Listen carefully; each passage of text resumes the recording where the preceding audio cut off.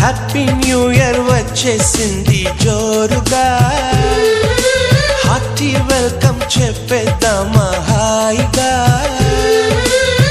కొత్త కొత్త ఊహల్లో తెలిపోటియా, మనసులోని ఆశల్ని పంచుకో బ్రదర్.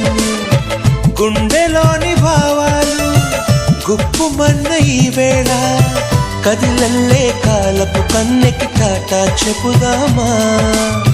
జనవరితో అడుగులు వేస్తూ ముందుకి పోదామా.